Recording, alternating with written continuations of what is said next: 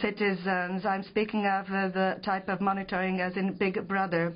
I believe that the citizens elect their government in order to be relieved of their task to daily decide upon public issues. However, the government has no right to utilize the privacy of citizens as something public. For the above reason, I believe that the report should be amended, firstly, to put more emphasis on the state's responsibility when implementing the European Convention on Human Rights, Article 8, referring to the right of privacy, and it should not contravene this directive vis-à-vis the Convention. Varvitsotis, vous avez 2 minutes. You have 2 minutes, sir. Thank you, President. What we're talking about today is one of the most difficult and important issues before us because we are duty-bound to strike a balance here between individual freedoms, that good, and the other good, which is public security. I think it's a striking success that we see before us now, thanks to the efforts both of Parliament, Council, and indeed Commission. Here we've been able to improve the initial draft, and it leaves a lot of leeway for member states, firstly, to decide in the period between 6 and 24 months how long they retain the data, and secondly, because they are free to define the deadline within which period they will use the data, and thirdly, because in order to access the data, authorities will need prior permission from the judicial authorities, which are important safeguards, and I think that can help me lift my initial objections, which I've maintained thus far, and that would apply to the fact that my amendments have been adopted too. I'm not sure I'm still able to vote in favour because some of the measures might not stand the test of practice. I think a lot of measures can be circumvented by criminals who will find other ways of communicating, and thus they will achieve their criminal purposes, and the measures will be left ineffective. And of course we need the international community to work together to coordinate measures and to appraise data properly, and to make a number of key improvements, such as cooperation between national authorities. And lastly, as has been said, the opinion of the European Data Protection Supervisor is significant in that he says the technical difficulties insurmountable, which is why I cannot in the end vote in favour. 2 minutes 30 seconds for Mrs. Roure. Thank you, President. I'm going to try to cool the debate down a bit, but you see, Commissioner, President in office, it's going to be very difficult to do that. I think we have to tell the truth. We have to be clear.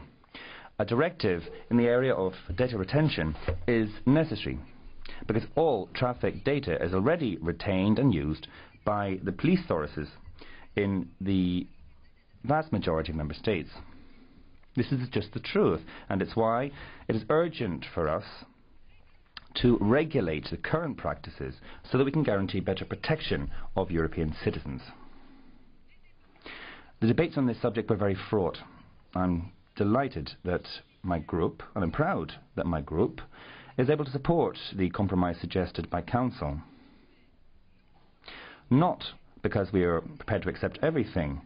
On the contrary, because the Socialist group stood its ground throughout the negotiations in order to achieve better protection of citizens. Limitations of the field of application of the directive to serious crimes, protection of the security of data, access and recourse to penal sanctions for misuse of such data. These are achievements nonetheless. We made demands and we did not cede ground on those demands. Well, okay, it's a compromise. We would have liked to go much further, like many other people, and that's why we have tabled an amendment to the legislative resolution allowing that access will be regulated in the framework decision on the protection of data under the third pillar. I myself am rapporteur on that decision, the framework decision, and I will submit my draft report to the Civil Liberties Committee as of the beginning of 2006. We feel that it is a reasonable compromise which enables us to strike a balance between protection of fundamental rights and the fight against crime, serious crime, and terrorism.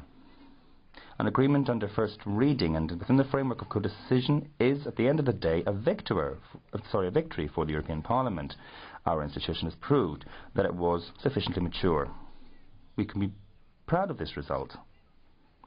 In fact, I would remind you that initially we rejected the framework decision on data retention, which banned any true democratic debate.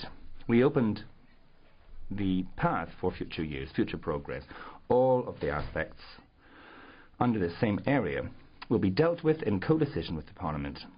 In particular, I would emphasise the revision of the present directive, which will have to be done because the technologies transform incredibly quickly. Thank you very much. Merci, Madame Roux. Thank you, Mrs. Roux. Mrs. Interveld. Thank you, President. Mrs. Klempt, you said earlier that you couldn't reach the rapporteur, and I think there was some hesitation in just, well, why not just simply send an email or pick up the phone at a later stage? I'm against the compromise, but we have these new proposals. Will they make the world safer? No. It seems to me that it creates a great deal of hypocrisy because the proposals are not proportionate, they're not effective, they're very difficult to understand, there is insufficient protection of citizens, and, President, there is insufficient guarantee of proper cooperation and exchange between the Member States, because that is the key to an effective policy. And we haven't achieved a good result yet. Now, the Council did go into a codecision process, but, Mr. Clark, codecision is a democratic right. And it seems to me that the democratic feelings of the Council are not deep-seated. The whole thing has not been done carefully enough and is therefore not in line with the better lawmaking we keep talking about. I have to say quite honestly that I'm terribly disappointed when I see how the critical attitude of this Parliament in the past 4 months has simply been ignored, it's been cast aside. And the compromise, which will no doubt be accepted tomorrow, is not making my world safer, alas. Merci beaucoup. Thank you very much. Mr. Catania, 1 minute, please. Thank you, President. I was wondering why the UK presidency wanted at all price to speed up the procedure on this directive. Obviously they wanted to achieve a result before their presidency ended, which really truncated the timetable for the debate of the directive. I'd like to express solidarity with our colleague Mr. Alvaro, because I think the compromise amendments from the PES EPP groups in fact worsen the original Commission text, and two things are demonstrated fundamentally. Firstly, this Parliament is being sidelined, put behind the Council, and secondly, the long shadow of the German coalition government is being cast by this. I think the result is lacking in proportion. It doesn't approve security whilst allowing for democratic protection. We are moving from a rule of law to a police state, slowly but surely. This Americanization of the EU is one that needs to be staunched and stemmed at all costs. We need to be able to demonstrate that data retention can actually stop terrorism, but that is a question which has gone unanswered. Thank you, Mr. Blokland. 1 minute, please. Thank you, President. At the beginning of October, we found that more than 200 policemen had tried to look at secret files. The computer didn't give access to these policemen, but it did register their names. Big Brother is watching you. Not only known citizens who are under suspicion, but also policemen. Now, that is what causes me most concern with this proposal, the misuse of the information by the authorities and others. My main objection is that long-term conservation of this information is not just an infringement on people's personal lives, but leaves them without the protection they need. Do the ends justify the means? It has not been demonstrated that this proposal will have the effect it is desired to have an effect. We need a clear